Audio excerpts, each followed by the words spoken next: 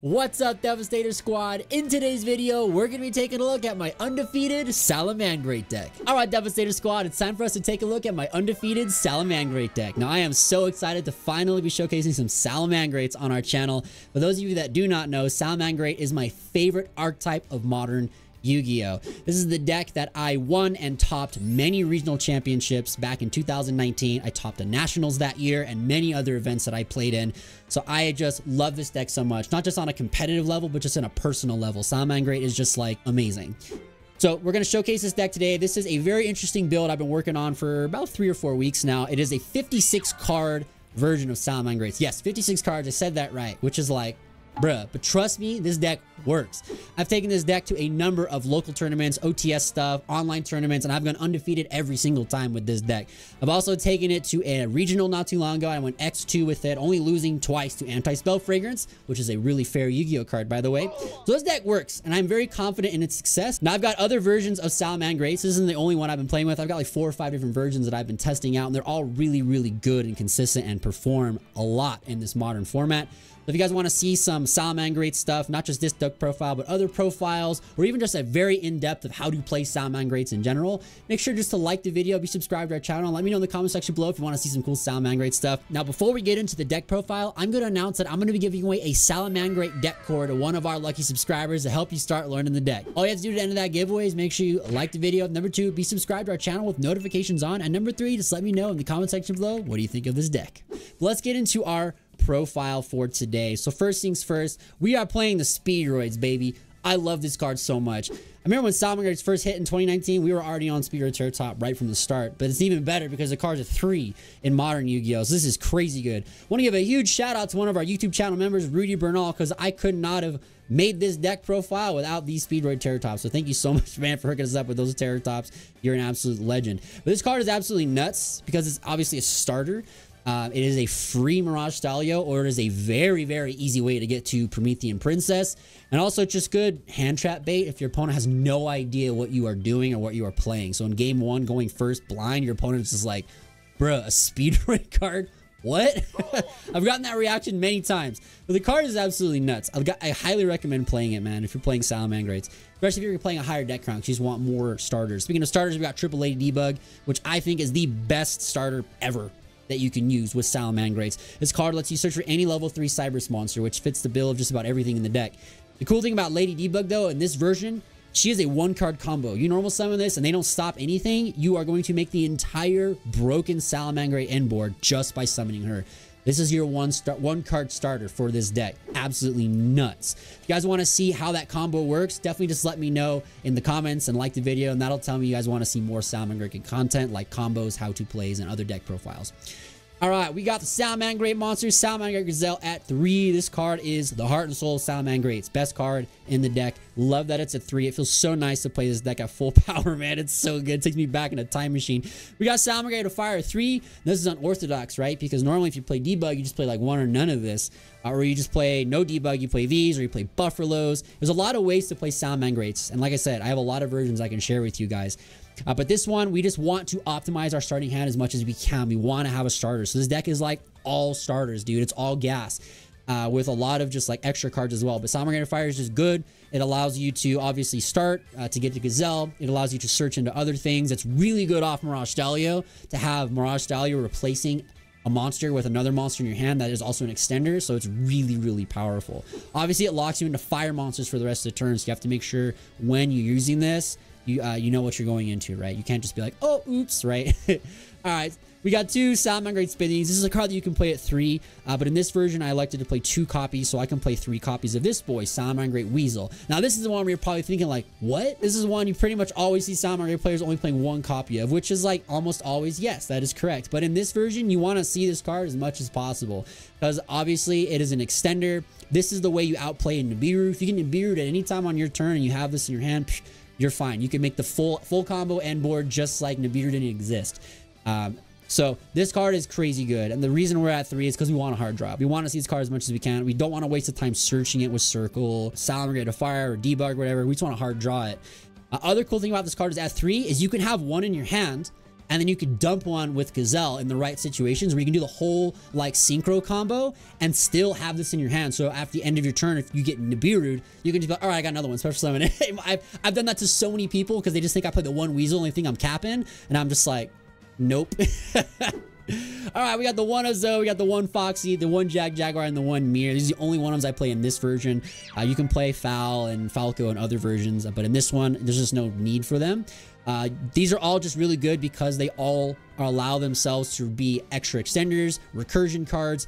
This outs floodgates and field spells, which is really, really good right now.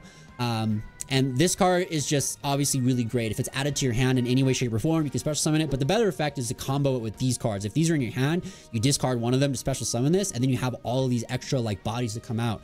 So like under Nibiru situations, these are just more free monsters to make sure your play is guaranteed to go off. All right, up next is the hand traps, and we play a lot of them. I mean, a lot of them. You could actually play even more than this if you don't want to play some of the like other spell board breakers I chose to main deck. But we are on 3 Ash Blossom and Joy Spring, 3 Ghost Ogre and Snow Rabbit, 3 Effect Veilers, 3 Infinite Impermanence, and 2 Ghost Bell and Haunted Mansion.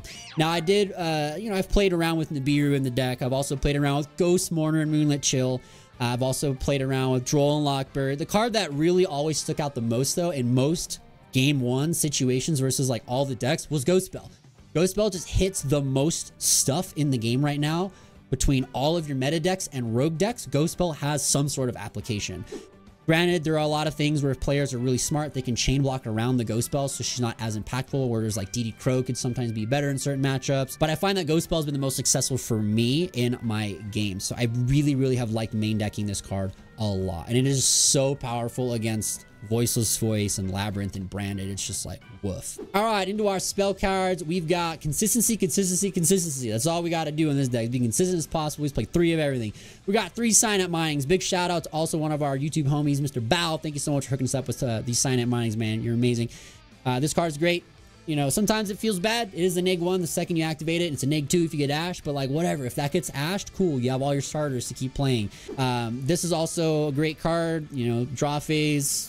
It's basically like Wanted and all that other stuff, right? You just get to not get drolled. So Salamangreat Circle is great. It's also a protection card too. If you don't know, you can actually get protected from a lot of stuff. Even Nibiru, like if you end on just like a Link 4, like Raging Phoenix or something, you can just like play that and they can't nib it. So that's actually kind of neat.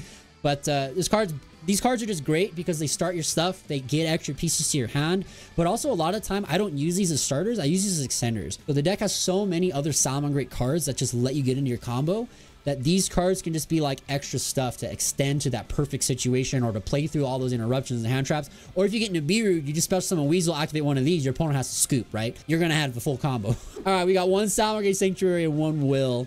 I don't play the charge in this one. I've chosen to play Rage instead. I just think Rage is a better card. Sorry for those who play the charge. I've always liked Rage. But these are just great. Will is good. It's a soul charge for 4 most of the time. It's an OTK card. It's also just a guaranteed full combo most of the time. And it's also just broken, right? It's always been a good card. Speaking of more consistency cards, we're on triple Pot of Desires. This is one of my favorite cards in the game. I love pot cards. I love drawing cards. I love Pot of Greed. Shout out to my GOAT format homies. So being able to play like a Pot of Greed card, because like this deck searches everything you need, and then you just like end on Desires. You absolutely have to start your turn with Desires. You can.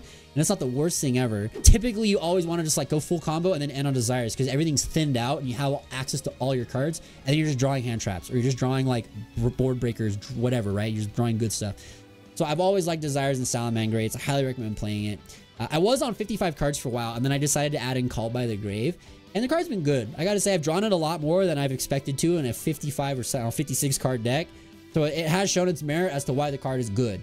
It helps a lot with Shifter. It also is really good in like any matchup to just banish stuff out of the graveyard. Promethean Princesses. It's really good to get rid of Flanbird Dragons so they can't just make all their guys back, right? Like, just a good card. You know, if you have the space, play it. Speaking of more consistency stuff, we got Triple Tactics Talent at 3. I love this card a lot. I think this is the best card in the game, in Yu-Gi-Oh! In general right now. This card is broken.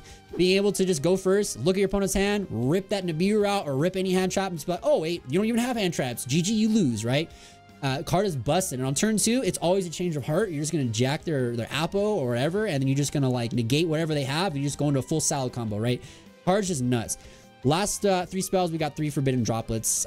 This card is really, really powerful in this deck because you have a lot of cards you can send away right away to force out negates. It's good going first because you can just send like Salamangreat Sanctuary away to just, you know, negate stuff on their turn to save the roar and the rage and stuff like that for any hand traps for higher impact targets. So this can just be like a pseudo, just like extra imperm if you needed to.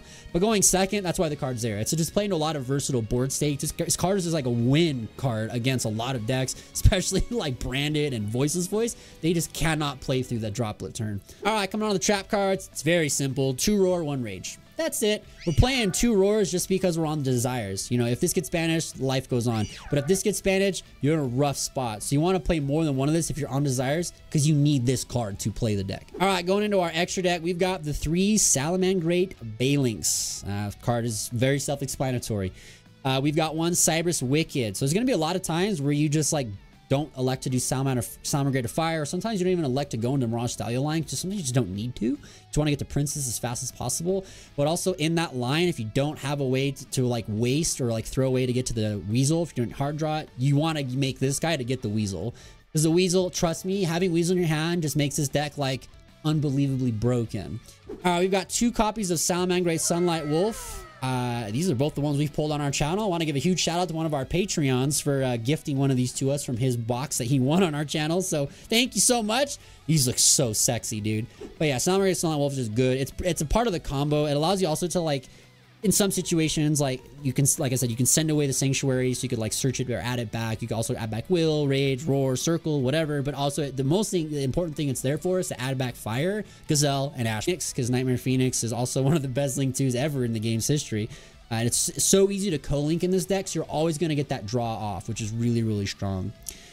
We are also on, of course, the Promethean Princess. This card is the bread and butter of the combo. So this card is basically like Salamangreat, Bestower of Flames. We are on triple Raging Phoenix for this version, because as you saw, we're not playing Code of Soul in this version. I do have a Code of Soul deck. If you guys want to see that one, let me know in the comment section below. We can show the Code of Soul deck later. But yeah, we're playing 3 Raging Phoenix in this version because we're not on the Code of Soul Pyro Phoenix stuff. So you do need that 3rd Raging Phoenix because it comes up a lot, especially in the turns you get into Be Rude. You need to be able to relink again, right? With the Princess in this. So that is very, very good stuff there.